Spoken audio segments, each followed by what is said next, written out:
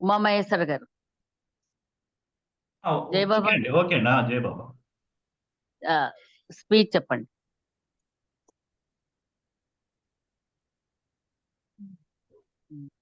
Avatar Meher బాబా की जय.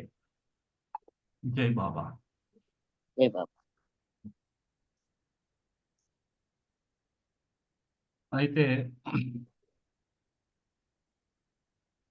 శాశ్వతుడు, అవిభాజ్యుడు, అనంతుడు అయినటువంటి ఆ భగవంతుడు మానవాళి పైన అపారమైన ప్రేమ కారణంగా ప్రతి యుగంలోనూ బాబా భగవంతుడు మానవ రూపంలో మన స్థాయికి దిగి వస్తూ ఉంటాడు. అలా మానవాళిలోకి మానవుడుగా కిందకి దిగి వచ్చినటువంటి ఆ అవతారమూర్తిని మనం ఆయన గుర్తించలేము. ఎందుకు పంపించలేదండి వాళ్ళ గుర్తించలేదు? మధ్య మర్చిపోయాము. జై బాబా. మనం ఉదయం గుర్తించలేకపోతున్నాం. మర్చిపోయాము. చాలా వాయిస్ వినిపించట్లేదండి?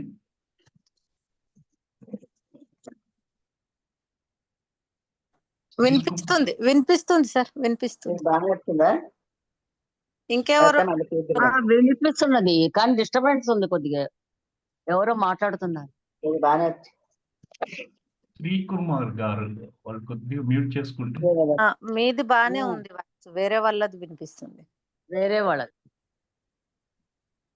ఓకే అండి. పెద్దలక్ష్మి గారు మ్యూట్ చేసుకోండి. అలాంటి ఆయన భగవంతుడు అనంతుడు, శాశ్వతుడు, అవిభాజ్యుడు అయినటువంటి భగవంతుడు ఈ భూమి మీదకి మానవాళి మీద అపారమైన ప్రేమతో ఆయన దిగి వస్తున్నప్పుడు, అంటే మన స్థాయికి దిగి వచ్చేటప్పుడు మానవాళి ఆయన నిజ స్థితిని గుర్తించలేనటువంటి అజ్ఞానంలో ఉంది. ఎందుకు ఉన్నాము అలా, ఏమిటి అన్నది తెలుసుకోవడానికి ముందు ఒక చిన్న ఎగ్జాంపుల్ తెలుసుకుందామండి. అంటే మనం ఎంత అజ్ఞానంలో ఉన్నామో ఒక్కసారి ఆ విషయాన్ని తెలుసుకోవడానికి ఈ ఎగ్జాంపుల్ నేను చాలాసార్లు ప్రముఖ వ్యక్తులు చెప్తున్నప్పుడు విన్నాను. అది చాలా యాప్ట్‌గా అనిపించింది. భగవంతుడు భూమి మీదకు వచ్చినప్పుడు అతడు మానవధారి అయి ఉన్న రూపంలో మనం ఎందుకు గుర్తించలేకపోతున్నాము అనంటే, దీనికి ఒక హాస్పిటల్‌లో చాలామంది పేషెంట్స్ ఆయన డాక్టర్‌ని మంచి పేరు ప్రతిష్టలు ఉన్నటువంటి మంచి హాస్పిటల్ ఒక డాక్టర్. ఆయన మంచి ట్రీట్మెంట్ ఇస్తాడని తెలిసి ఈ బాధితులు ఎవరైతే ఉన్నారో రోగగ్రస్తులైనటువంటి రోగులందరూ కూడా ఆ హాస్పిటల్‌లో ఒక పెద్ద లైన్ కట్టి నిలబడ్డారండి. ఆయన కోసం వెయిట్ చేస్తూ ఉన్నారు. మరి ఆయన చాలా ఫేమస్ డాక్టర్. అలా వెయిట్ చేస్తున్నప్పుడు ఆ రోగులందరూ ఎదురు చూస్తున్న చాలా సేపు అలా వెయిట్ చేస్తూ ఉన్నప్పుడు ఒకతను హడావుడిగా ఆ లైన్‌ని దాటుకుంటూ లోనకి వెళ్ళిపోతూ ఉంటే, వెంటనే ఈ మధ్యలో ఉన్నటువంటి రోగులందరూ కూడా ఆ లైన్‌లో నిలబడినటువంటి వాళ్ళు ఆయన్ని ఆ దారికి అటకాయించి, ఆయన్ని అడ్డగించి, "ఎక్కడికి వెళ్తున్నావు? నాకంటే ముందుగా ఎక్కడికి వెళ్ళిపోతున్నావు? వెనక్కి నిలబడు" అని ఆయన్ని తోసేశారు. పాపం ఆయన ఏదో మాట్లాడాలనుకుంటున్నాడు. కానీ ఎవరు మాట్లాడనించకుండా అందరూ గట్టిగా కేకలు వేస్తూ వెనక్కి వెళ్ళిపోవాలి, వెనక్కి వెళ్ళిపోవాలి అని ఆయన్ని గెలుగుతూ వెనక్కి పంపించేయడానికి ప్రయత్నించారట. అయితే ఆశ్చర్యం ఏమిటంటే ఆయన చెప్పే విషయాన్ని ఎవరు గమనించలేదు. మళ్ళీ రెండోసారి వచ్చినప్పుడు ఆయన గట్టిగా మొత్తుకున్నాడట. అయ్యా! మీ అందరికీ ఏ డాక్టర్ అయితే మీ రోగాన్ని నయం చేయటానికి మీ మిమ్మల్ని చూడటానికి ఎవరైతే ఆ రూమ్‌లోకి వెళ్లి మిమ్మల్ని చెక్ చేయాలో ఆ డాక్టర్‌నే నేను. నాకు దారివ్వండి. నేను వెళ్ళకపోతే మీ రోగానికి సరైనటువంటి మందులు రాసే డాక్టరే ఉండడు అని ఆయన తన గోడును గట్టిగా వినిపించుకున్నాడండి. ఈ ఇది చాలా హాస్యాస్పదంగా అనిపించినప్పటికీ, నిజంగా భగవంతుడు భూమి మీదకి వచ్చినప్పుడు మన పరిస్థితి అంటే ఆయన్ని గుర్తించటంలో మన అజ్ఞానం కూడా అంతే ఉంటుంది.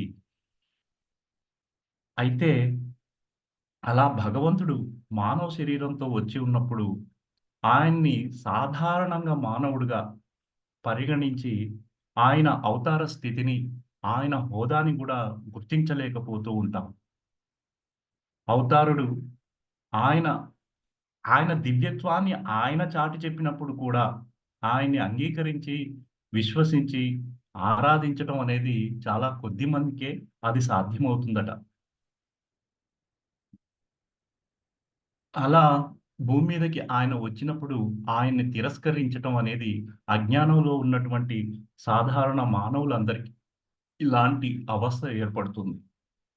అయితే బాబా విషయంలో మనకు తెలుసు ఎన్నో అవతారాలొచ్చారు. అవతారుడిగా భగవంతుడు భూమి మీదకి వచ్చాడు. అలా వచ్చినప్పుడు మరి బాబాకి బాబా దగ్గర కూడా అంటే మెహర్ బాబానే ఈ అవతార యుగంలో మానవాళి మధ్యకి వచ్చినప్పుడు మరి ఆయన్ని కూడా చాలా తక్కువ స్థాయి అంచనా వేస్తూ, ఆయన స్థితిని చాలా తక్కువగా అంచనా వేస్తూ చాలామంది పొరపాటు పడ్డారు కూడా. అందుకే బాబా ఒకానొక విషయంలో అంటే మానవాళి ఎంత అజ్ఞానాంధకారంలో ఉండిపోయి ఉన్నారో అనే విషయాన్ని ఆయన తెలియచేస్తూ, ఎందుకు ఆయన ఆ మాట అజ్ఞానాంధకారంలో మునిగిపోయి ఉన్నారు అనంటే, ఆయన భగవంతుడు శాశ్వతుడు, అవిభాజ్యుడు, అనంతుడు అయినటువంటి ఆ భగవంతుడు ఈ భూమి మీదకి మానవ రూపంలో వచ్చి ఉన్నాడని తెలిసి కూడా మన ప్రాపంచిక వ్యవహారాల్లో మాయలో కూరుకుపోయి ఉన్నటువంటి చిన్న చిన్న కోరికలను తీర్చుకోవటానికి ఆయన దగ్గరికి వెళ్ళి, ఆయన మహిమ చేయాలని, ఆయన మహిమలతో మన రోగాలను, మనకు కావలసినటువంటి కోరికలను తీరుస్తాడు అని ఆయన దగ్గరికి మొరపెట్టుకోవడానికి వెళ్ళినప్పుడు, ఆయన తీవ్ర అసహనాన్ని వ్యక్తం చేసేవారు. అందుకే బాబా చాలా సార్లు ఈ ఈ కొటేషన్ మనం వింటాం. ఏమిటది? నా దగ్గరికి నేను మీ కోరికలను తీర్చడానికి రాలేదు. దయచేసి నా దగ్గరికి నన్ను కోరికలు తీర్చమని ప్రోద్బలం చేయటానికి నా దగ్గరికి రావద్దు. నా దగ్గరికి ఎందుకోసం రావాలి? నన్ను ప్రేమించటానికే రావాలి అని బాబా చాలా సార్లు మొరపెట్టుకున్నారు. ఎందుకు అనంటే, మనం మన అజ్ఞానంలో ఉండి, మన యొక్క కష్టాల్ని, నష్టాల్ని తీర్చటానికి ఆయన్ని పదే పదే ప్రాధేయపడుతూ, ఆయన్ని ప్రోద్బలం చేస్తూ, ఆయన దగ్గరికి మన కోరికలను తీర్చడానికి ఆయన్ని ప్రేరేపించటం. వెళ్ళినప్పుడు ఆయన పూర్తి అసహనంతో తన యొక్క నిజ స్థితిని తానే తెలియచేశాడు. అది మనందరికీ తెలుసు. ఆహ్, ఆహ్, ఆయన యొక్క స్థితిని ఆయన 1953వ సంవత్సరం సెప్టెంబర్ 7వ తేదీన హైయెస్ట్ ఆఫ్ ది హై అనేటువంటి మెసేజ్ ఇవ్వటం జరిగింది. ఇది డెహ్రాడూన్‌లో ఆయన ఇచ్చినటువంటి సందేశం. ఎందుకు ఆయన్ని ఆయనగా అంటే ఆయన యొక్క నిజ స్థితిని ఆహ్, ఆయన మాత్రమే తెలియచేయగలడు. మిగతా మిగతా మానవాళికి అది అర్థం కాదు. ఎందుకు అనంటే మనం అజ్ఞానంలో ఉండి ఆ అనంతుడు, శాశ్వతుడు, అవిభాజ్యుడు అంటున్నాం. అటువంటి అవిభాజ్యుడిని మనం ఆహ్, పరిమితమైనటువంటి మనస్సుతో, పరిమితమైనటువంటి ఆహ్, హృదయంతో ఉన్నటువంటి ఈ ఆత్మకు ఆ పరబ్రహ్మ అయినటువంటి ఆ అనంతుణ్ణి తెలుసుకునేటువంటి శక్తి చాలదు. కాబట్టి ఆయన గురించి ఆయన చెబితేనే మనకు తెలుస్తుంది. అందుకు ఆయన ఇలా ప్రతి మనం ఆయన్ని ఇబ్బంది పెట్టి మన కోరికలను తీర్చమని ప్రాధేయపడుతున్నప్పుడు ఆయన తీవ్ర ఆహ్, అంటే న్యూనతకి లోనయ్యి ఆయన నిజానికి తన తన దివ్యత్వాన్ని తన స్థితిని ఆ స్థితి బాబా చెప్పారు. I am the highest of the high. నేను ఉన్నతోన్నతుడుని అనేటువంటి ఆహ్, స్థితిని ఆయన ప్రకటించాడు. అయితే ఆ ఉన్నతోన్నత స్థితిలో ఆయన చెప్పినటువంటి సందేశాన్ని సంక్షిప్తంగా ఆ సందేశంలో ఉన్నటువంటి విషయాన్ని సంక్షిప్తంగా ఈరోజు అర్థం చేసుకోవటానికి ప్రయత్నిద్దాం. ఈ మధ్యలో జయబాబా అండి ఎవరికైనా ఏదైనా విషయం అర్థం కాకపోతే ప్రశ్నలు అడగొచ్చండి. ఇది ఆహ్, ఒ ఒక అంటే నా వైపు నుంచే కాకుండా మీ వైపు నుంచి కూడా క్వెషన్‌లుంటే నేను కూడా అంటే మీ అండర్‌స్టాండింగ్‌ని అర్థం చేసుకొని దానికి అనుగుణంగా ముందుకు వెళ్తానండి. జై బాబా. ఆహ్, ఎక్కడైనా ఏదైనా అర్థం కాకపోతే అడగొచ్చండి. స్టాప్ చేసి అడగొచ్చు. జై బాబా. అయితే ఇప్పుడు ఆ హైయెస్ట్ ఆఫ్ ది హై అనేటువంటి మెసేజ్‌లో బాబా చెప్పినటువంటి విషయాన్ని సంక్షిప్తంగా ఇలా తెలుసుకుందామండి. బాబా ఏం చెప్పారంటే, నన్ను అందరిలాగా, అందరిలాగా అంటే మాయ చేసి, మహిమలు చేసేటువంటి అందరిలాగా లైక్ నన్ను సాధువుగాను, సన్యాసిగాను, యోగిగాను, లేక వలీగాను, లేక ఒక మహాపురుషుడుగాను నన్ను జమ కట్టకండి. యెస్. వీళ్ళందరూ కూడా మహిమలు చేయగలరు. ఆ మహిమలతో కోరికలను తీర్చగలరు. కానీ అలాంటి వాళ్ళను, అలాంటి వాడి కింద నన్ను మీరు జమ కట్టకండి. నేను అలాంటి వాడిని కాదు. ఆధ్యాత్మిక మార్గంలో వీళ్ళందరూ కూడా కొద్దిగా ఉన్నతమైనటువంటి ఆత్మలే. వాళ్ళకి అలాంటి శక్తి స్థాయిలు ఉన్నాయి. వాళ్ళని చేరుకొని మీరు ప్రాధాయపడితే వాళ్ళు ఆ కోరికలు తీర్చగలుగుతారు. కానీ నన్ను వీరిలాగా జమ కట్టకండి. ప్రాపంచిక కోరికలను నా ద్వారా తీర్చుకోవాలని మీరు ఏమాత్రము నా దగ్గర నుంచి ఆశించకండి అనేటువంటి మొట్టమొదటి పాయింట్ మనకి ఈ సందేశంలో మనం అర్థం చేసుకోవాల్సినటువంటి విషయం. ఇక రెండో విషయానికొస్తే, నన్ను మీరు సామాన్య మానవుడిగా అనుకోండి. ఒకవేళ నేను సామాన్య మానవుడినే అయితే నా శక్తి సామర్థ్యాలు అంటే ఎవరైతే మనం ఏ వ్యక్తి అయితే మనం అంటే ఇక్కడ ఒక వ్యక్తి సాధారణంగా బాబాని ఒక సాధారణ వ్యక్తిగా జమ కట్టినట్టయితే, మరి ఒక సాధారణ వ్యక్తి ఇంకొక వ్యక్తి యొక్క కోరికలను ఎలా తీర్చగలడు? కాబట్టి మీరు నా దగ్గరికి ఏదో ఒక ఇనుప ముక్కను అయస్కాంతం లేకపోతే అయస్కాంతాన్ని ఇనుప ముక్క ఎలా అయితే ఆకర్షిస్తుందో, అలా ఆకర్షణతో నా దగ్గరికి వచ్చారు కదా! మరి ఒక సామాన్య మానవుడినే గనక నేనైనట్టయితే, హ్మ్. ఒక సాధారణ మానవుడు ఇంకొక సాధారణ మానవుడి యొక్క కోరికలను ఎలా తీర్చగలుగుతాడు?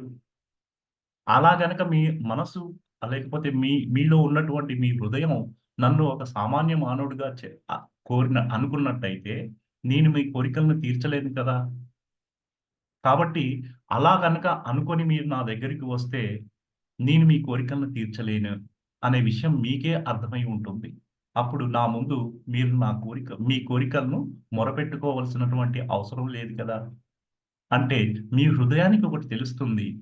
ఎప్పుడైతే నన్ను ఆ ఇనుప ముక్క అయస్కాంతాన్ని ఆకర్షిస్తుందో, నా ఆకర్షణలలోకి మీరు వచ్చారు అనంటే, నేను సామాన్య మానవుడిని కాదు అనే విషయం మీ అంతరాత్మకి తెలిస్తే ఉంటుంది కదా!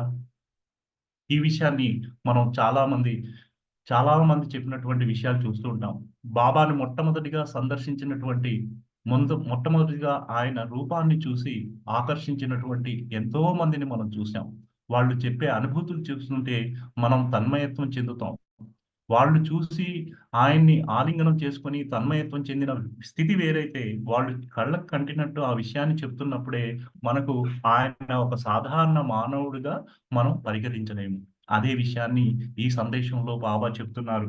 నేను మీ వలె సామాన్య మానవుడిని కాదు అన్న విషయం చెప్పారు.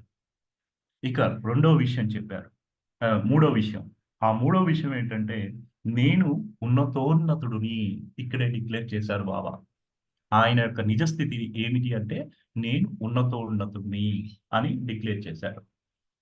నేను మామూలు స్థాయి కంటే యోగుల ఆ సాధువులు ఎవరైతే వారందరికంటే పై స్థాయిలో ఉండేవాడినైతే, నేను ఉన్నతోన్నతుడిని, సర్వోన్నతుడిని అయి తీరాలి. ఇందాకేం చెప్పారు మొదట్లో? నేను వలీని, సాధు పురుషులు, ఆ మహాపురుషులు కంటే వారిలో నన్ను జమ కట్టకండి అని ఒకటి చెప్పారు. రెండో విషయంలో నేను సాధారణ మానవుడిని కూడా కాదు అనే విషయాన్ని 2 చెప్పారు. మరి ఈ 2 కాకపోతే బాబా స్థితి ఏమిటి? ఆ బాబా యొక్క స్థితే ఇప్పుడు చెప్పినటువంటిది. నేను ఉన్నతోన్నతుడిని. అంటే మీ అంతరాత్మలో మీకు అర్థం అవ్వాల్సినటువంటి విషయం ఏమిటి అనంటే, నేను సాధారణ మానవుని కాను. మహిమలు చేసే సాధు పురుషుడిని, మహాపురుషుడిని, వలీని కాను. మరి ఏమై ఉన్నాను? ఏమై ఉంటాను అనంటే, వీళ్ళందరికంటే ఉన్నతమైనటువంటి వాడిని, అదే నా స్థితి, ఉన్నతోన్నతుణ్ణి అని బాబా ఇక్కడ ప్రకటించారు. ఇక్కడ ఇంకో విషయం కూడా చెప్తున్నారు. మానవుని బుద్ధితో ఎన్ని కసరత్తులు చేసినా, ఎన్ని విధాలుగా పల్టీలు కొట్టినా, ఎప్పటికీ నా విధానాలు అర్థం కావు. నా అనంత స్థితిని తెలుసుకోవటం మీకు సాధ్యం కాదు. మరి ఎందుకు మనం ఆయన మానవ రూపంలో ఈ భూమి మీదకి వచ్చినప్పుడు ఆయన అర్థం చేసుకోలేకపోతున్నాము అనంటే ఇది పరిస్థితి. మనం పరిమితమైనటువంటి స్థితిలో అనంత స్థితిని ఏం తెలుసుకోగలుగుతాం? పరిమితమైనటువంటి మనస్సుని కలిగినటువంటి వాళ్ళం అనంత స్థితిని ఎలా తెలుసుకోగలుగుతాం? అని బాబా ఇంకా మరొక విషయాన్ని కూడా చెప్పారు. నేను ఉన్నతోన్నతున్నైతే నా ఇచ్చయే శాసనం అవుతుంది. నా అభీష్టమే ఈ శాసనాన్ని అమలుపరుస్తుంది. నా ప్రేమే ఈ సృష్టి మనుగడకు మూలాధారం అవుతుంది అని చెప్పారు. అంటే ఆయన ఇచ్చను నడిపించేటువంటిదే ఆయన శాసనం.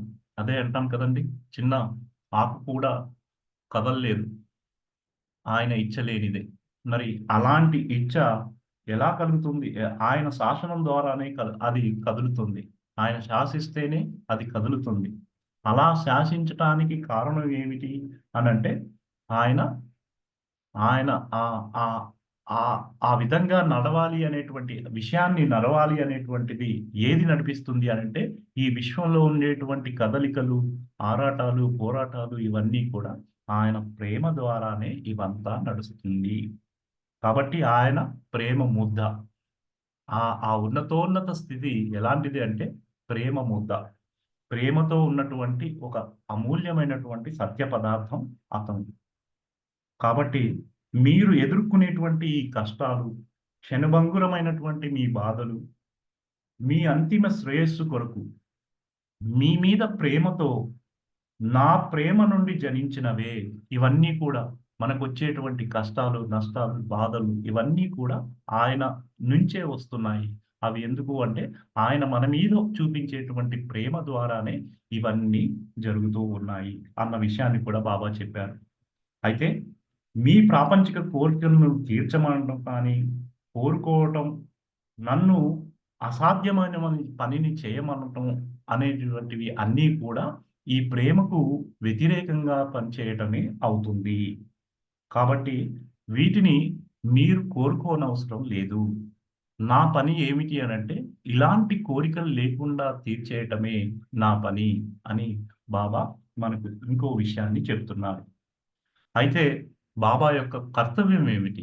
ఆయన ఉన్నతోన్నతుడిగా వచ్చాడు. ఆ ఉన్నతోన్నతుడిగా వచ్చి చేసే పనేమిటో ఈ నాలుగో విషయంలో చెప్తున్నారు. ఆ నాలుగో విషయం ఏంటంటే, నేను ఉన్నతోన్నతుడైతే నా పాత్ర మీ అందరి బంధాలను, కోరికలను లేకుండా చేసి మీ వాంఛనలన్నిటినీ కూడా నిర్మూలింప చేయటమే. అలా చేయగలిగేటువంటి పాత్ర నా కర్తవ్యం. నా పాత్రలో నేను నిర్వహించేటువంటి కర్తవ్యం, నా కర్తవ్యం అది అని బాబా మనల్ని తెలుసుకునేటట్టు చేస్తున్నారు. ఇది ఉన్నతోన్నతుడిగా ఆయన ఇచ్చినటువంటి హైయెస్ట్ ఆఫ్ ది హై అనేటువంటి మెసేజ్‌లో ఉన్నటువంటి ఈ 4 అంశాలు మనం గుర్తుంచుకోవాల్సినటువంటి స్థితి. అంటే ఆయన స్థితిని ఆయనే మనకు తెలియజేశాడు. ఆయన ఆయన చేసినటువంటి విషయాన్ని అంటే ఆయన చేసేటువంటి విషయాన్ని కూడా ఇక్కడ క్లియర్‌గా చెప్తున్నారు. అయితే మరి ఆయన మన అందరి ఈ బంధాలను, కోరికలను లేకుండా ఈ మన వాంఛనలు, మనం కోరుకునేటువంటి ఈ కోరికలన్నిటిని కూడా రిమూవ్ చేయగలిగేటువంటి కర్తవ్యం ఆయన తీసుకున్నాడు. మరి ఆయన కర్తవ్యాన్ని నిర్వర్తించేందుకు మనం ఆయనకి సహకరించాలి. ఆ సహకారం ఎలా వస్తుంది అనంటే ఆయన్ని కోరుకున్న విధంగా మనం జీవించగలిగినప్పుడే. మరి దానికి మనం చేయవలసింది ఏమిటి అన్నది కూడా ఈ మెసేజ్‌లో ఇచ్చారు. మనం చేయవలసింది ఏంటట? పూర్తి విశ్వాసంతో బాబాని ఉన్నతోన్నతుడిగా అంగీకరించినట్లయితే మీ జీవితాన్ని నా పాదాల చెంత సమర్పించుకోవటం మీకు తగిన పని అవుతుంది అని బాబా క్లియర్‌గా చెప్పారు. అంటే ఆ కర్తవ్య పాలన నిర్వర్తించేటప్పుడు సరే ఆయన ఏదో ఒక సమయంలో మనల్ని ఈ కోరికలు, బంధాల నుంచి అన్నిటిని తొలగించి ఆయన భగవదైక్యమో, ముక్తో అనుకున్నటువంటి ఏదో ఇస్తాడు. కానీ దానికి సంసిద్ధంగా ఉండటానికి మనం, మనం చేయాల్సినటువంటి మన కర్తవ్యాన్ని కూడా ఇక్కడ చెప్పారు. ఎలా? ఒకవేళ నువ్వు నన్ను గనక ఉన్నతోన్నతుడుగా విశ్వసిస్తే నువ్వు చేయాల్సిన పనేమిటి అనంటే, నీ జీవితాన్ని నా పాదాల చెంత సమర్పించు. అది గనక నువ్వు చేయగలిగినట్టయితే నీకు ఆ క్షణంలోనే నీకు భగవదైక్యం కలుగుతుంది అని బాబా అంటున్నారు. అందుకే నా దగ్గరికి అంతటి ఆహ్, హ్మ్. అంత ఉన్నతోన్నత స్థితిలో ఉన్నటువంటి వారి దగ్గరికి వెళ్లి క్షణికమైనటువంటి కోరికలను కోరుకొని ఆయన స్థితిని దిగజార్చడం మనం మనకి ఎంతవరకు కూడా భావ్యం కాదు. అంటే మాన మా మానవుడి యొక్క ఆహ్, గమ్యం ఏదైతే ఉందో, డెస్టినేషన్ ఏదైతే ఉందో, దాన్ని చేర్చగలిగేటువంటి ఉన్నతోన్నతుడు సరాసరి మానవ రూపంలో మన స్థాయికి దిగి వచ్చినటువంటి అతన్ని మన అల్పమైనటువంటి, క్షణికమైనటువంటి కోరికలను కోరి ఆయన యొక్క స్థితిని దిగజార్చకూడదు అన్న విషయం ఈ బాబా మనకి ఇచ్చినటువంటి హైయెస్ట్ ఆఫ్ ది హై మెసేజ్‌లో బాబా క్లియర్‌గా తెలియజేస్తున్నారు. కాబట్టి ఇందాక చెప్పినటువంటి విషయం మరొక్కసారి చెప్తున్నాను. ఆయన ఆయన్ని పరిపూర్ణంగా విశ్వసించి నువ్వు ఉన్నతోన్నతుడిగా భావించినట్టయితే నీ కర్తవ్యం ఏమిటి అనంటే, నీవు నీ జీవితాన్ని ఆయన పాదాల చెంత సమర్పణ చెయ్యాలి. అంతేకాని నా కోరికలు తీర్చమని ఆయన్ని బలవంతం పెట్టకూడదు. మళ్ళీ మరి ఎందుకు ఆ కోరికలు మనకెందుకు ఈ కోరికలు కలుగుతున్నాయి, కష్టాలు కలుగుతున్నాయి, నష్టాలు కలుగుతున్నాయి, బాధలు కలుగుతున్నాయి అంటే అది కూడా బాబా ఇందాక చెప్పారు. నా ప్రేమ వల్లనే ఈ యావత్ సృష్టి నడుస్తుంది. ఈ సృష్టిలో భాగంగానే నీకు ఇవన్నీ అవసరం. కాబట్టి ఇవన్నీ జరుగుతున్నాయి. వాటిని మార్చేయమని మాత్రం నన్ను అడగకు అన్న విషయాన్ని కూడా క్లియర్‌గా చెప్పారు. అయితే బాబా మరొక విషయం చెప్పారు. ఈ హైయెస్ట్ ఆఫ్ ది హై మెసేజ్‌లో. దాంట్లో నన్ను ఎవరు ప్రేమించగలుగుతారు అన్న విషయాన్ని కూడా చెప్పారు. ఎక్కడైతే జనసమూహంలో అక్కడక్కడ ఉండి మౌనంగా, నిరాడంబరంగా వారి తనువు, మనస్సు, ధనము సమస్తము నాకు అర్పణ చేసినటువంటి కొద్ది మంది కోసమే నేను ఉన్నాను. అంటే మన ఆధ్యాత్మికతను బాహ్యముఖంగా ప్రదర్శించేటువంటి ప్రదర్శనలు కాకుండా తన యొక్క మనస్సు, తనువు, ధనం మొత్తం కూడా సమస్తం కూడా ఆయనకు మౌనంగా సమర్పణ చేసేటువంటి కొద్ది మంది కోసమే నేను ఉన్నాను. నాకు సర్వము అర్పణ చేసి, అర్పణ చేసిన సంగతి కూడా మర్చిపోయేటువంటి అటువంటి వారి కోసమే నేను ఇంకా ఇక్కడికి వస్తూ ఉన్నాను అన్నారు. అటువంటి వారి కోసమే నేను నా నా పాత్ర, నా కర్తవ్యం. నేను ఈ భూమి మీదకి వచ్చి ఉన్నాను. అటువంటి వారి కోసం నేనిక్కడ ఎదురు చూస్తూ ఉన్నాను. నా కొరకు త్యాగం చేశావనేటువంటి భావన కూడా త్యజించటానికి ఎవరైతే సిద్ధంగా ఉన్నారో వారంతా నా వారు అని బాబా తిరుగులేని ఆహ్, ఆహ్, ఖరాఖండిగా బాబా ఇక్కడ చెప్పినటువంటి విషయం. అందుకు బాబా నన్ను మీరందరూ ఉన్నతోన్నతునిగా భావించినట్టయితే నా చెంతకు రండి. అటువంటి ధైర్యం ఉన్నటువంటి వాళ్ళు మాత్రమే నా దగ్గరికి రండి. అంతేకాని ప్రాపంచిక సుఖాలను, కోరికలను కోరుకునేందుకు నా దగ్గరికి రావద్దు. నేను మీ కోరికలను తీర్చడానికి రాలేదు. అలా కోరికలు తీర్చేవాడిగా అయినట్టయితే నేను ఉన్నతోన్నతుడిని కాను అన్న విషయాన్ని మరి మనకు చెప్తున్నారు. నా వద్దకు మీరు ఇలా రండి అని బాబా మరొకసారి చెప్తున్నారు. ఐశ్వర్యం కోసం, ప్రాపంచిక లాభం కోసం కోరికలను మీ హృదయాల్లో పెట్టుకొని ఎప్పుడు నా వద్దకు రావద్దు. మీరు మన ధనములు సమస్తాన్ని వాటి మీద ఉన్న ఆ మమకారాన్ని సహా ఇచ్చివేయాలనేటువంటి తీవ్రమైనటువంటి వాంఛతో మాత్రమే నా వద్దకు రండి. అలాగే మీకున్న కష్టాలను, సమస్యలను, చిక్కులను తొలగించి నన్ను వెతుక్కుంటూ రావద్దు. మీ అభీష్టాన్ని హృదయపూర్వకంగా సమర్పణ కావటానికే సిద్ధపడి నా వద్దకు రండి. ఐహిక సుఖం కోసం, క్షణభంగురమైనటువంటి సదుపాయాల కోసం నన్ను అంటుపెట్టుకొని ఉండకండి. కష్టమైన, సుఖమైన మీ సంతోషాన్ని, సుఖాన్ని నా పాదాల వద్ద త్యాగం చేసి నన్ను పట్టుకొని ఉండండి. నా సుఖమే మీ సంతోషం కావాలి. నా సౌఖ్యమే మీకు విశ్రాంతి కావాలి. మరింత శ్రద్ధతో, నిజాయితీతో, ఫలాపేక్ష లేకుండా నన్ను సేవించాలని కోరుకోండి. మీ ప్రాణాలను, మీ ప్రియమైన వారి ప్రాణాలను రక్షించమని అడగకండి. మిమ్మల్ని అంగీకరించమని, నా కోసం మీ ప్రాణాలను అర్పించటానికి అనుమతించమని నన్ను అర్థించండి.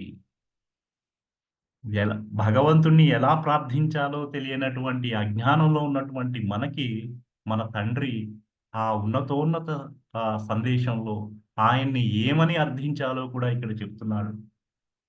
అది ఎంత ఎంత ఇదిగా ఆయన చెప్తున్నారో చూడండి. మిమ్మల్ని అంగీకరించమని, నా కోసం మీ ప్రాణాలు అర్పించడానికి అనుమతించమని నన్ను అర్థించండి. ఈ విధంగా ఆయన్ని అర్థించాలట. మీ శరీర రోగాలు నయం చేయమని అడగకండి. మీ అజ్ఞానాన్ని పోగొట్టమని అడగండి. ఏదైనా ఆశించి దాన్ని అనుగ్రహించటానికి మీ చెయ్యి చాపవద్దు. ఉన్నతోన్నతుడైన నన్ను తెలుసుకోగలిగేందుకు మీ మీ చేతులెత్తి నన్ను స్తుతించండి అని సాక్షాత్ బాబా మనకు ఈ ఉన్నతోన్నతుని సందేశంలో ఇచ్చినటువంటి సందేశం. అలా ఆయన్ని గనక స్తుతించినట్టయితే ఉన్నతోన్నతుడిగా అతనికి సాధ్యం కానిదంటూ ఏదీ లేదు. అన్నీ ఆయన అనుకుంటే ఒక్క క్షణంలో అన్నీ మార్చేయగలడు. ఆయన గనక అనుకున్నట్టయితే ఈ సమస్త విశ్వానికి ఒక్క క్షణంలో భగవదనుభవాన్ని ఇచ్చి అందరినీ గమ్యాన్ని చేర్చగలడు. కానీ ఎందుకు అలా చేయడు అంటే ఆయన లీలలో భాగం ఏమిటి అంటే అన్ని ఆత్మలు కూడా తమ ప్రయాణంలో అనుభవాలు పొంది భగవదైక్యం పొందటంలోనే నిజమైనటువంటి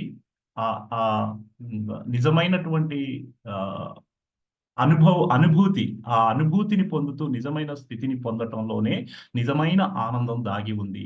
అందుకోసం ఈ కష్టాలను, సుఖాలను, సంతోషాలను, ప్రాపంచిక వ్యవహారాలన్నింటినీ కూడా భగవంతుడు మనకి ఇచ్చినటువంటి ప్రేమ కానుకగా తీసుకొని ఆయన పాదాల చెంత ఈ సమస్తాన్ని అర్పిస్తే ఉన్నతోన్నతుడిగా మనందరినీ ఆయన దరికి చేరుస్తాడు అన్న విషయాన్ని ఈ ఉన్నతోన్నతుడు సందేశంలో బాబా ఇచ్చినటువంటి సందేశం.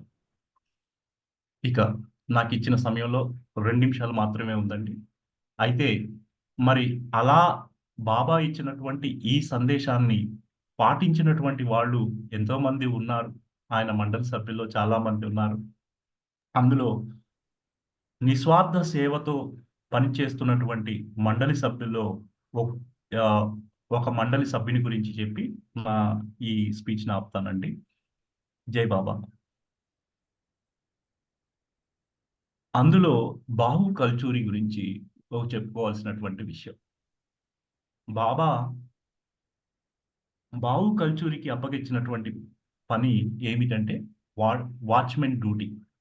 ఆయన ఎప్పుడు కూడా నైట్ వాచ్మెన్ డ్యూటీగా బాబా దగ్గర పనిచేస్తూ ఉండేవాడు. అంటే ఆయన ప్రతి రోజులో కేవలం అతనికి 2 గంటలు మాత్రమే సమయం కేటాయించబడి ఉండేది. అంటే ఆయన యొక్క ఆహారం తీసుకోవటం, స్నానం చేయటం, త్వరగా కంప్లీట్ చేసుకొని మళ్ళీ బాబాతోనే ఉండటం. పగలంతూ బాబాతోనే ఉండి మళ్ళీ బాబా ఎప్పుడైతే ఆయన మధ్యాహ్నం 11 గంటలకి ఆయన వెళ్ళి భోజనం చేసి విశ్రాంతి తీసుకొని వచ్చేంత లోపల ఇతను స్నానం చేసుకొని మళ్ళీ అన్ని కంప్లీట్ చేసుకొని బాబా దగ్గర మళ్ళీ మండలి హాల్లో ప్రత్యక్షమై ఉండాలి. ప్రతి క్షణం కూడా బాబాకి వాచ్మెన్ గా ఉంటూ ఉన్నటువంటి బాహు కల్చూరి ఆయన సమక్షంలో ఉండేవాడు. అయితే బాబా ఇలా వాచ్మెన్ డ్యూటీ చేస్తున్నప్పుడు బాబా అప్పుడప్పుడు ప్రతిరోజు ఆయన యొక్క దినచర్యలో భాగంగా 2 గంటలు ఉమెన్ మండలి, స్త్రీ మండలి సభ్యుల దగ్గరికి వెళ్ళేవాడు. 3 గంటలకి వెళ్ళి దాదాపు 2 గంటలు ఆ ఉమెన్ మండలి, ఆ స్త్రీ మండలి దగ్గర సమయాన్ని గడిపేవారు బాబా. ఆ సమయంలో బాహు కల్చూరి ఆ స్త్రీ మండలి కోటరికి దూరంలో, అంటే చాలా దూరంలో కాపలా కాస్తూ ఉండేవాడు వరండాలో. అలా బాబా ఇంకా వస్తారు అంటూ ఎదురు చూస్తూ అలా చాలాసేపు గడుపుతూ ఉండేవాడు. కానీ బాహు కల్చూరికి ఇంకొక బాధ్యత కూడా ఉండేది. ఆ సమయంలో బాహు కల్చూరికి నార్త్ ఇండియా నుంచి చాలా మంది ప్రేమికులు బాబాకి ఆహ్, ఉత్తరాలు రాస్తూ వాళ్ళ యొక్క యోగక్షేమాల గురించి, వాటి గురించి బాబాకు లెటర్స్ రాస్తూ ఉండేవాళ్ళు. అయితే బాహు కల్చూరి ఆ లెటర్స్ అన్నిటికి రిప్లై రాయాల్సి ఉంటుంది. కానీ ఆ రిప్లై రాయాల్సినటువంటి సమయం ఆయనకి దక్కేది కాదు.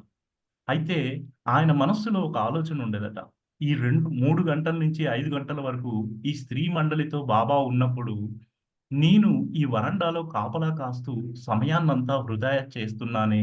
కనీసం ఈ 2 గంటల సమయంలో బాబా నాకు ఫ్రీగా వదిలిపెట్టినట్టయితే, నేను వెళ్లి వాళ్ళకి సమాధానం రాసేవాడిని కదా!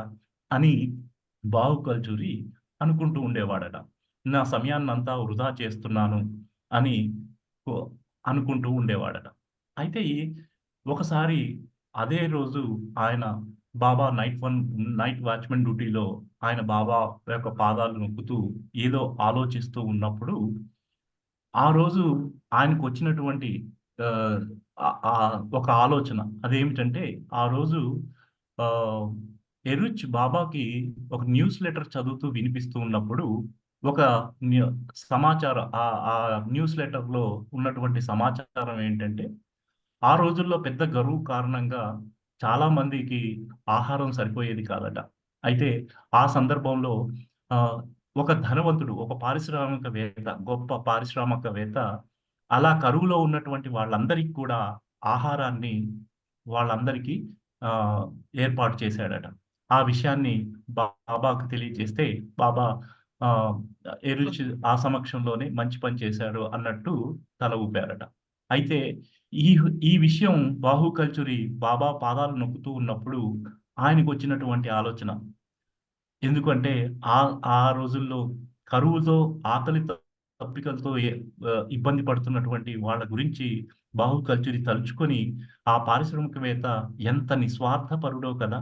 అంతమంది జనాల యొక్క ఆహారాన్ని అందించి వాళ్ళ ఆకలి దప్పికలు తీర్చాడే గొప్ప నిస్వార్థపరుడు అని ఆలోచిస్తూ ఉండగా, బాబా వెంటనే సర్వాంతర్యామి కాబట్టి వెంటనే తెలుసుకొని, వెంటనే అడిగారట. "ఏం ఆలోచిస్తున్నావు?" అని. బాబా బాహు కల్చూరి మొదటగా వెంటనే తేరుకొని, ఏం లేదు బాబా" మళ్ళీ గట్టిగా "ఏం ఆలోచిస్తున్నావో చెప్పు" అని గట్టిగా మందలించటంతో ఆ విషయాన్నంతా చెప్పాడట. అయితే బాబా చెప్పారట, "అతను చేస్తున్నటువంటి సేవ నిజమైనటువంటి నిస్వార్థ సేవ కాదు. అతను ఒక గొప్ప పారిశ్రామికవేత్త. జనాలందరి మెప్పు పొందటం కోసం, ఇలా వార్తాపత్రికల్లో తన పేరు ప్రతిష్టలు రావటం కోసం అతను చేస్తున్నటువంటి సేవ. అది నిజంగా నిస్వార్థ సేవ కాదు. అది కేవలం అది కేవలం తన మెప్పును పొందడం కోసం చేస్తున్నటువంటిది. కానీ ఒక మంచి పని చేస్తున్నాడు. అది మంచి పనే. కానీ అది నిస్వార్థమైనటువంటి సేవ కాదు" అని బావు కల్చూరి చెప్పారట. మరి అదే సందర్భంలో బాబా "నువ్వు చేస్తున్నావే నా దగ్గర ప్రతిరోజు నా దగ్గర నా నేను చెప్పినటువంటి ప్రతి మాటను తూచా తప్పకుండా పాటిస్తూ, నువ్వు నా దగ్గర నిలబడి ఆహ్, నాకు వాచ్‌మెన్ డ్యూటీ చేస్తున్నావే, నీ గురించి ఒక్క క్షణం కూడా ఆలోచించకుండా నాకు చేస్తున్నటువంటి సేవ, అది నిజమైనటువంటి నిస్వార్థ సేవ. నువ్వు చేస్తున్నది నిస్వార్థమైనటువంటి సేవ. నీ గురించి నీవు ఆలోచించకుండా పరుల గురించి అంటే ఆహ్, మధ్యాహ్నం 3-5 వరకు నీ సమయాన్ని వృధా చేసుకొని, ఇతరుల గురించి వాళ్ళ లెటర్స్ రాయాలి అనేటువంటి ఆలోచనతోను, నన్ను ఏ విధంగా సేవించాలనేటువంటి ఆలోచనతో ఉన్నటువంటి నువ్వు చేస్తున్నటువంటి సేవ నిజమైనటువంటి నిస్వార్థ సేవ అని ఆ బావు కల్చూరికి చెప్పటం జరిగింది. అప్పుడు అతనికి బాబా యొక్క నిజమైనటువంటి ఆహ్, ఆ నిస్వార్థ తత్వం అనేదేంటో ఆయనకు అవగతమైంది. ఈ విధంగా బాబా సమక్షంలో బాబా ఇచ్చేటువంటి ఆ డిస్కోర్సెస్‌తో మండలి సభ్యులు తమకంటూ ఏమీ లేకుండా వాళ్ళ జీవితాన్ని ఇందాక హైయెస్ట్ ఆఫ్ ది హై ఉన్నతోన్నత స్థితిలో ఆయన పాదాల దగ్గర ఎలా అర్పించారో బాబా మనందరినీ కూడా అలాగే మన యొక్క ఆహ్, కోరికలన్నిటిని మన జీవితంలో ఉన్నటువంటి మన్, ధన్ వీటన్నిటిని కూడా బాబా పాదాల చెంత సమర్పించి, ఆయన ప్రేమలో మరింతగా ముందుకు వెళ్ళేందుకు బాబా యొక్క ఆశీస్సులు ఉండాలని కోరుతూ అవతార్ మెహర్ బాబా కి జై. జై బాబా. జై బాబా అండి ఉమామహేశ్వర గారు. చాలా చక్కటి విషయాలు చెప్పారు. అన్నీ తెలిసినవైనా ఇంకా మంచి విషయాలు చెప్పారు. బాబుజీ వీళ్ళ వాచ్మ్యాన్ బాబా దగ్గర ఎలా ప్రవర్తించింది ఏంటి అన్ని కూడా మంచి విషయాలు చెప్పారండి. ధన్యవాదాలు మీకు ఉమామహేశ్వర గారు. జై బాబా. థ్యాంక్ యూ అండి. Thank you. జై బాబా అండి. జై బాబా. జై బాబా. జై బాబా. నెక్స్ట్ మన కార్యక్రమంలో సంకీర్తన చేయని వాళ్ళు ఉంటే శివరవీందర్ గారు. జై బాబా. జై బాబా అండి శివరవీందర్ గారు. హలో.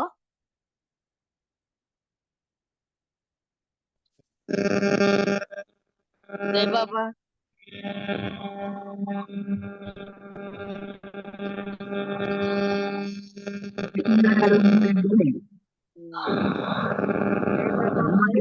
కుమార్ గారు ఉన్నారు. జై బాబా. జై బాబా.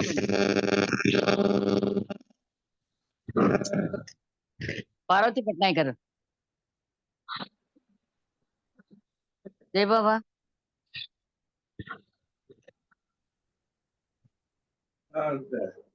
భారతి పట్నాయక్. ఓకే. సంకీర్తన చేయండి. జయబాబా అండి, వినిపిస్తుందా? జై బాబా. మీరు అవతార్ మెహర్ బాబా की जय. అవతార్ మెహర్ బాబా की जय. అవతార్ మెహర్ బాబా की जय. అవతార్ మెహర్ బాబా की जय. మాయదను కొలువైన దేవ ప్రియతమ ప్రభువా, మా మనసు హరించు దేవ మేహరు బాబా, నీ దివ్య సౌందర్య రూపముతో మమ్ము మేల్కొల్పారుదించినావా ప్రభు పరమేశ్వర మేరు కరుణాకర శ్రీకర శుభకర, మాయదను కొలువైన దేవ ప్రియతమ ప్రభువా, మా మనసు హరించు దేవ మేహరు బాబా. ప్రేమనేనంటూ మరి మరి మరి చాటితివి, నీవు నేనంటూ పదే పదే పదే తెలిపితివి. ప్రేమవు నీవే పరమాత్మ, ప్రియుడవు నీవే దివ్యాత్మ, ఇహము పరము నీ ప్రియనామం. జై బాబా అంటూ జై మెహరు అంటూ బ్రతుకును గడిపెదము బాబా, మాయదను కొలువైన దేవ ప్రియతమ ప్రభువా, మా మనసు హరించు దేవ మేహరు బాబా.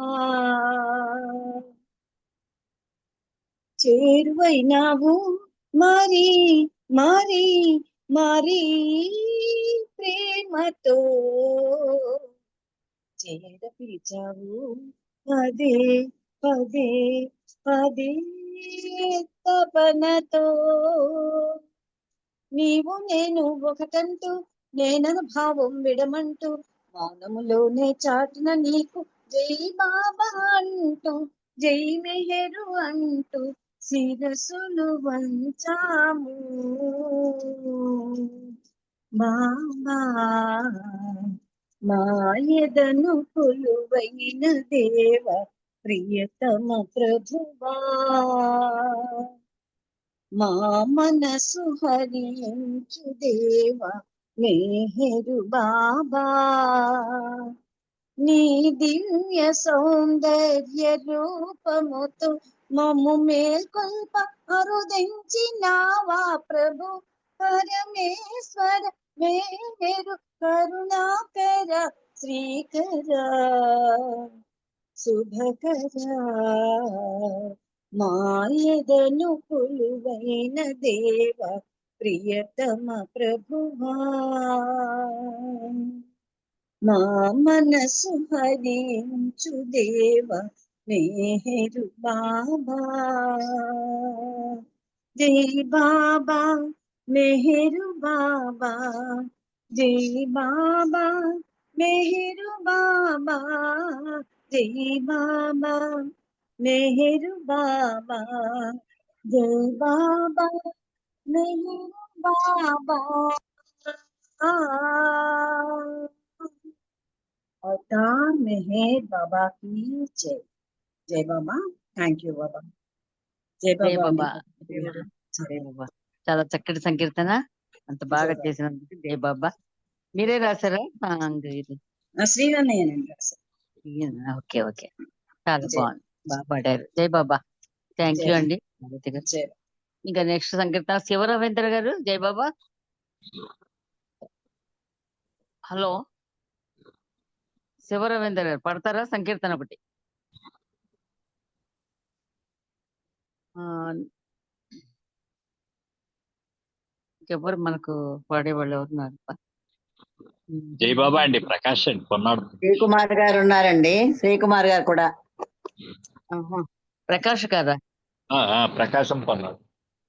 పాడండి, ఒక సంకీర్తన చేయండి, తర్వాత శ్రీకుమార్. అలా అండి. జై బాబా అండి, అందరికీ జై బాబా అండి. జై బాబా. చిత్రమైన వాడవు మేహరు బాబా, చిత్రాలెన్నో మాకు చూపుతావు బాబా. చిత్రమైన వాడవు మేహరు బాబా, చిత్రాలెన్నో మాకు చూపుతావు బాబా. చిత్రాలెన్నో మాకు చూపుతావు బాబా. కోర్కెలేమి వలదంటావు, కోరినవన్నీ ఇస్తావు. కోర్కెలేమి వలదంటావు, కోరినవన్నీ ఇస్తావు. కల్లోలం సృష్టిస్తావు, కలతపడవలదంటావు.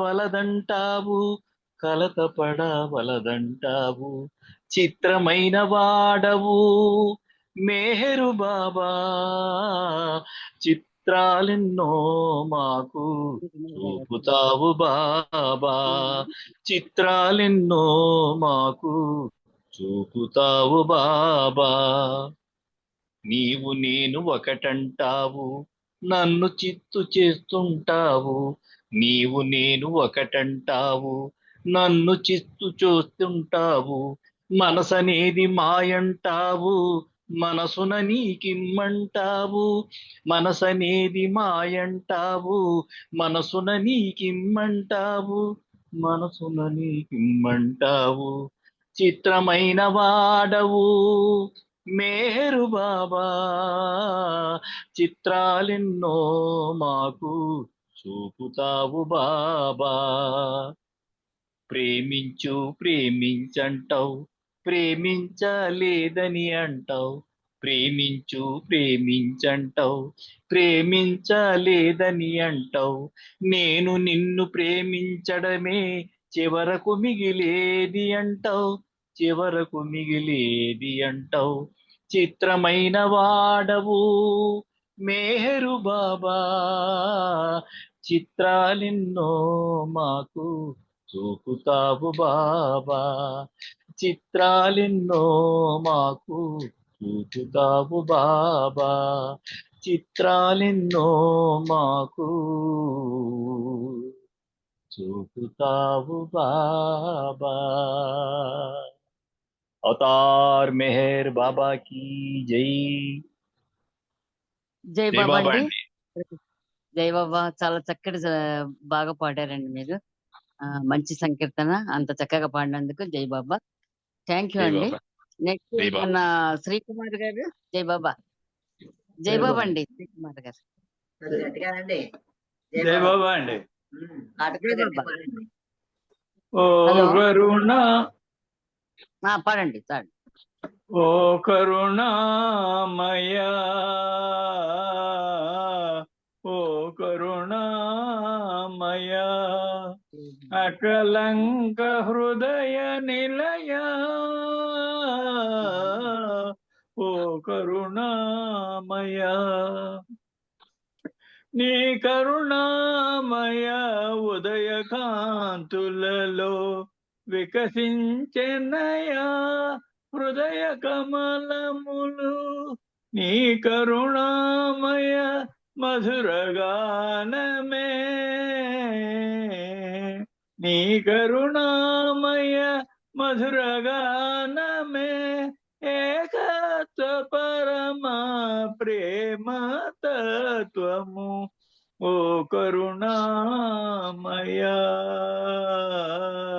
ఓ కరుణామయ నీ కరుణామృత వర్షధారలే సకల చరాచర జగతికి జీవము నీ కరుణాన్విత సత్యవాణియే నీ కరుణాన్విత సత్యవాణియే లోకాలేలే దివ్య శాసనము ఓ కరుణామయ బాబా అకలంక హృదయ నిలయ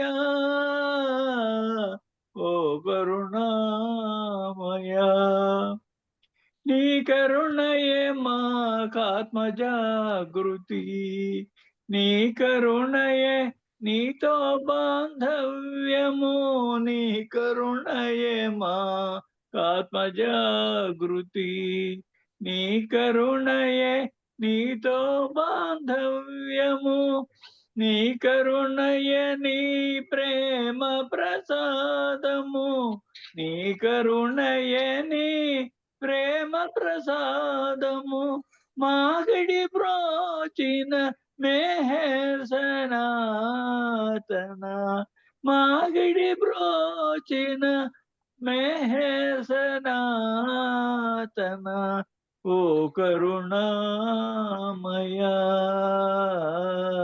ఓ కరుణామయ అకలంక హృదయ నిలయ ఓ కరుణామయ జైబాబా అండి పద్మావతి గారు. జైబాబా అందరికి. జయబాబు అండి శ్రీకుమార్ గారు, భాస్కర్ రాజు గారి పాట చక్కటి సాహిత్యం అంత చక్కగా పాడినందుకు జయబాబాలండి. జయబాబా. జైబాబా. థ్యాంక్ యూ అండి శ్రీకుమార్ గారు.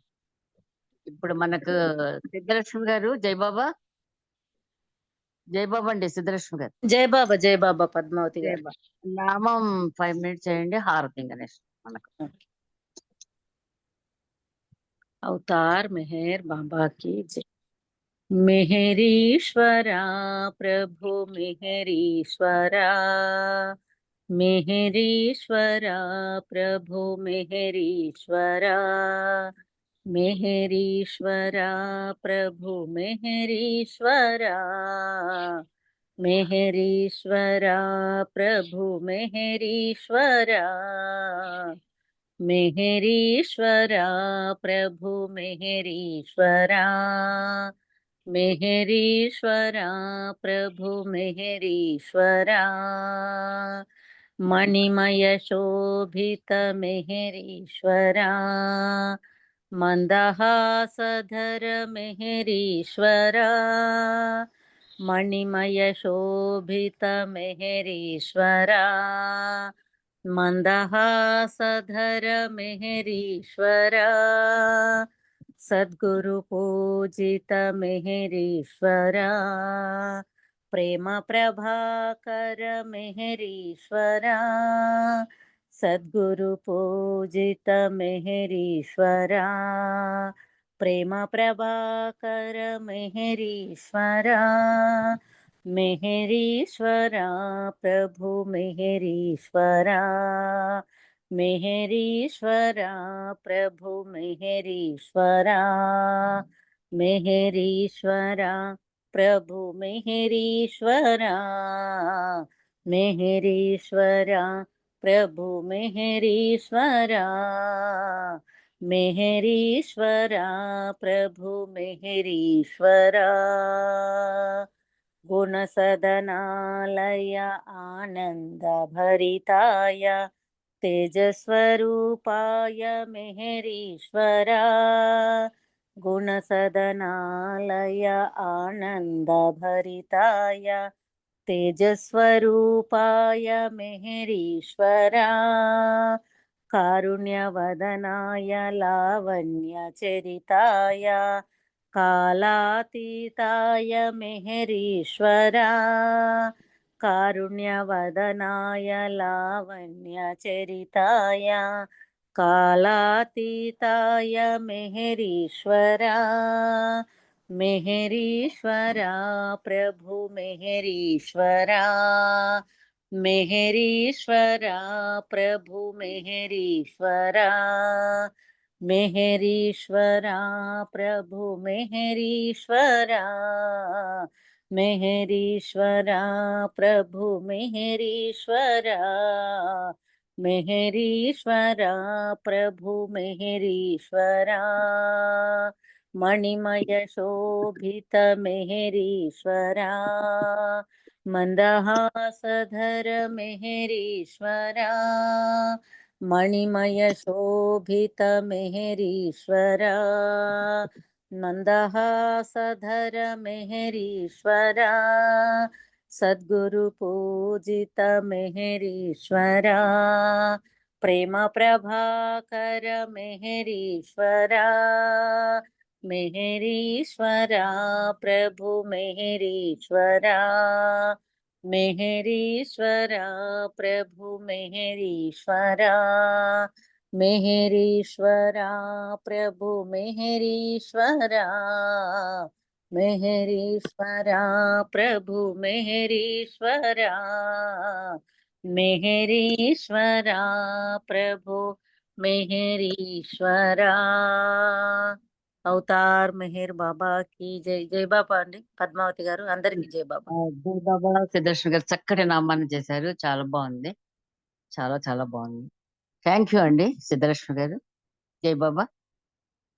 హలో, జై బాబా అండి. జై బాబా. జై బాబా పద్మావతి జై గారు. బాబా, జై బాబా, జై బాబా. థ్యాంక్ యూ అండి. ఇప్పుడు మనకు మౌనం 1 minute. హారతికి అప్పారావు రెడీగా ఉన్నారా? జై బాబా. అప్పారావు వస్తారు. ఆహా. ఒక క్షణం మౌనం అండి.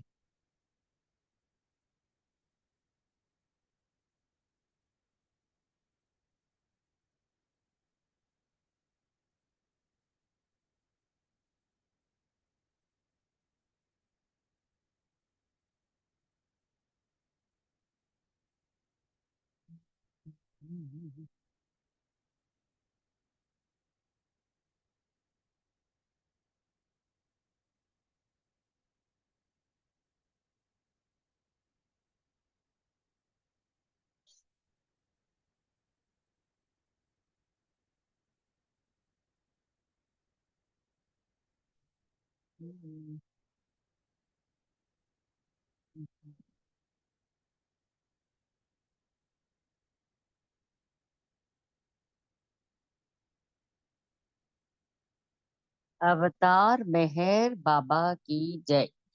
జై బాబా. అప్పారావు వచ్చావా? అవతార్ మెహర్ బాబా की जय. అప్పారావు కాల్లో లేరు అనుకుంటాను. రాలేరు. ఆ.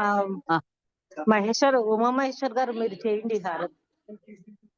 హారతా? చేయమనండి, ఉమామహేశ్వర్ గారిని చేయమని. ఓకే. ఈ కార్యక్రమాల్లో అన్ని ప్రేయర్ నుంచి నమో మెహర్ బాబా సంకీర్తనలు, తర్వాత ఉమామేశ్వర్ గారు స్పీచ్, చాలా చక్కగా ఉమారాణి గారు క్వశ్చన్ ఆన్సర్స్ అన్ని కూడా చాలా బాగా చేశారు. ఇంకా మనం లాస్ట్ ఘట్టానికి వచ్చేసామండి. హారతి. జై బాబా. ఉమామహేశ్వర్ గారు హారతి చేస్తారా? జై బాబా. జై బాబా అండి. మా శాంతి చేస్తుంది. చేయండి. ఓకే. అవతార్ మెహర్ బాబా की जय. ఆర్తి తోడ మేము సంగు హారతిని గైకొనుము బాబా. అవతార్ మెహర్ బాబా అందుకొను అభివందనం, అందుకొను అభివందనం. నీ నామ సంకీర్తన సంకీర్తన సద్గుణాలకు తోరణం నీ భావ ప్రేరేపణ దుర్గుణాల నివారణం దుర్గుణాల నివారణం ఆర్తితోడమేమో సంగు హారతిని గైకొనుము బాబా అవతార్ మెహర్ బాబా అందుకొను అభివందనం అందుకొను అభివందనం నీ ప్రేమ పూమాలా వెద జల్లును సౌరభం నీ మౌన సందేశము నిలచియుండును నిరతం నిలచియుండును నిరతం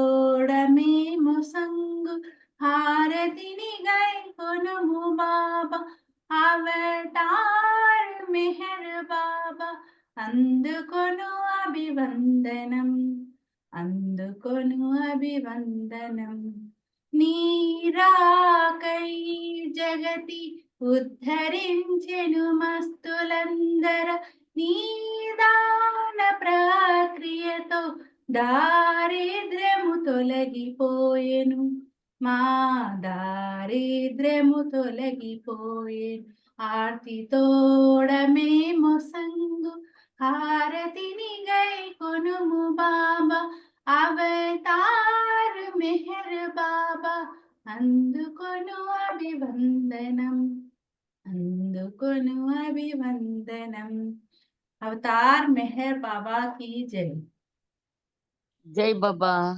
ఆర్తి చాలా చక్కగా చేసామమ్మా. జై థ్యాంక్ యూ. జై బాబా. జై బాబా. మనకు ఈ కార్యక్రమం హారతితో ముగిసిందండి.